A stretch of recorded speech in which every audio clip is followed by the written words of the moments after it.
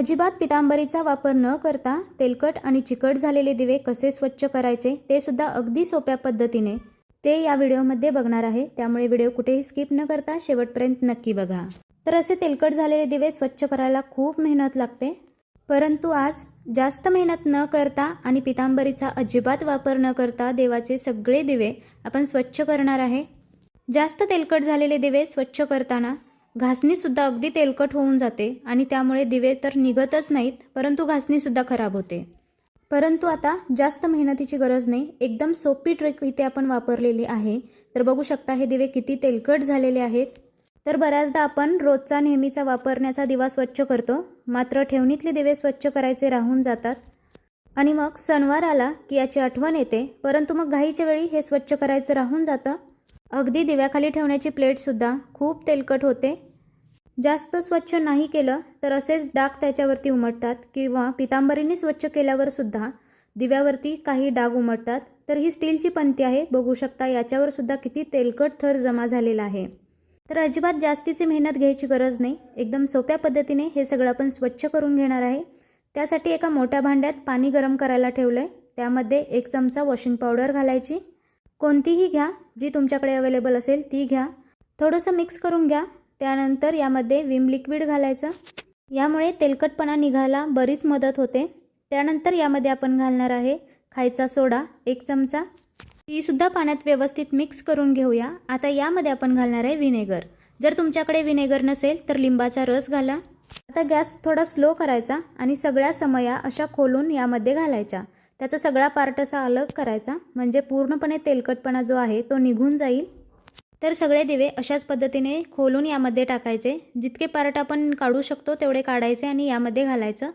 आता याला फुल गॅस करायचा आणि याला खळखळून अशी उकळी येऊ द्यायची। अगोदर आपण सोडा आणि व्हिनेगर घातलं होतं, त्यामुळे थोडंसं पाणी उतू येईल यासाठी गॅस स्लो केला होता। आता यामध्ये आपण समया घातलेल्या आहेत, त्यामुळे हे पाणी उतू जाणार नाही, त्यामुळे आता गॅस फास्ट करायचा आणि याला खळखळून उकळी काढायची। त्यानंतर गॅस थोडा स्लो करायचा आणि 5 मिनिटं असंच पाणी उकळवून घ्यायचं। आता हे 5 मिनिटं उकळत ठेवूया, तोपर्यंत देवाचं ताट आणि पाणी ठेवायचं जे भांडं असतं ते कसं स्वच्छ करायचं ते बघूया। तर बघू शकता हे पाणी ठेवायचं भांडं किती खराब झालंय। तर अजिबात जास्तीची मेहनत न करता हे सुद्धा आपण स्वच्छ करू शकतो। तर त्यासाठी वाटीमध्ये थोडंसं व्हिनेगर घेतलंय, अगदी चमचाभर व्हिनेगर घ्यायचं किंवा लिंबाचा रस घेतला तरीसुद्धा चालेल। यामध्ये थोडंसं विम लिक्विड घालायचं आणि आता यामध्ये घालायचं आहे आपल्याला इनो, अर्धा चमचा इनो मी यामध्ये घातलेला आहे। बघू शकता इनो लगेचच ॲक्टिवेट होतो आणि एकदम फेस तयार होतो। तर हा फेस लगेचच आपल्याला भांड्यावरती लावून घ्यायचा आहे। इनो जोपर्यंत ॲक्टिवेट आहे तोपर्यंत हे भांडं पटकन स्वच्छ होतं। तुमच्याकडे व्हिनेगर नसेल तर लिंबूचा रस वापरा। एरवी आपण लिंबूचा रस आणि मिठाने ही भांडी स्वच्छ करतो, परंतु थोड्या वेळानंतर सुद्धा या भांड्यावरती थोडेसे डाग उमटतात, त्यामुळे हे सोल्युशन एकदा यूज करून बघा, लगेचच ही भांडी स्वच्छ होतात। तर सगळ्या बाजूनी हे लावून घ्यायचं। तर हे सोल्युशन चमच्यानेच संपूर्ण भांड्यावरती आपल्याला पसरून घ्यायचं आहे आणि बघा लगेचच अगदी सेकंदात हे भांड्याचा वरचा थर जो आहे तो निघायला लागलेला आहे। तर पुन्हा काय करायचं, असा आपला भांड्याचा जो स्क्रब आहे तो घ्यायचा, तेच सोल्युशन घ्यायचं आणि हलक्या हाताने फिरवायचं, बघा लगेचच स्वच्छ होतं। तर अशा पद्धतीने हलक्या हाताने हे घासून घ्यायचं, लगेचच स्वच्छ होतं। आता 4 ते 5 मिनिट झालेले आहेत, गॅस बंद करायचा। बघू शकता पाणी किती खराब झालेलं आहे, त्याचा संपूर्ण जो तेलकटपणा आहे तो पाण्यामध्ये उतरलाय। आता ही स्टीलची जी आरती होती त्याला आपण जिथे वात लावतो तिथे असा काळी काजळी साठून बसते, तर बघा अगदी हलक्या हाताने चमच्याने ते निघून गेलं। तर खूप स्वच्छ होतात असे दिवे, अजिबात जास्त मेहनतीची गरज लागत नाही। आता हे भांडं गॅसवरून खाली उतरून घेऊया आणि यातील एक एक दिवा स्वच्छ करून घेऊया। तर बघू शकता सगळ्यात जास्त तर हा दिवा खराब झाला होता, खूप तेलकट सुद्धा झाला होता आणि चिकट सुद्धा झाला होता। तर स्क्रबला थोडासा भांड्याचा साबण लावून घ्यायचा आणि हलक्या हाताने ही समई घासून घ्यायची। जिथे आपण वात लावतो तिथे सुद्धा खूप काजळी साठते, तर अगदी हलक्या हाताने घासल्यावर सुद्धा हे निघून गेलं। तर बघू शकता हा दिवा किती स्वच्छ झालेला आहे, लगेचच मी धुवून सुद्धा दाखवते। तर बघा संपूर्ण तेलकटपणा जो होता तो निघून गेला, काजळी सुद्धा निघून गेली, अगदी नवीन दिवा असतो तसा हा दिवा तयार झाला।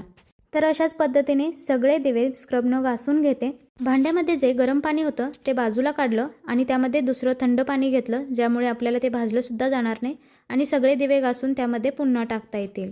आता एक एक करून सगळे दिवे स्वच्छ करून घेतलेले आहेत आणि हे धुवून घेतलेले आहेत। तर बघू शकता लगेचच हे किती स्वच्छ झालेले आहेत. अजिबात जास्त मेहनतीची गरज नाही आणि पितांबरी वापरायची सुद्धा गरज नाही.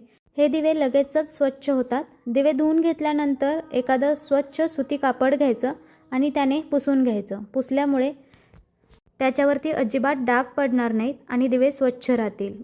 कोणतीही पितळेची किंवा तांब्याची भांडी जेव्हा आपण स्वच्छ करतो त्याच्यानंतर ते लगेचच कपड्याने पुसून घ्यायचे, म्हणजे त्याच्यावरती डाग पडत नाहीत. तर बघू शकता प्रत्येक दिवा अगदी स्वच्छ झालेला आहे. त्याच्यावरती अजिबात तेलकटपणा शिल्लक राहिलेला नाही.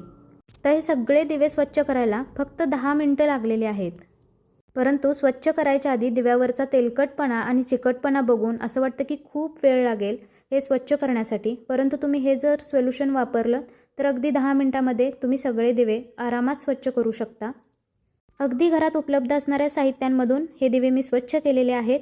तर हा व्हिडिओ तुम्हाला कसा वाटला हे कमेंटमध्ये जरूर सांगा. व्हिडिओ आवडला असल्यास व्हिडिओला एक लाईक नक्की करा.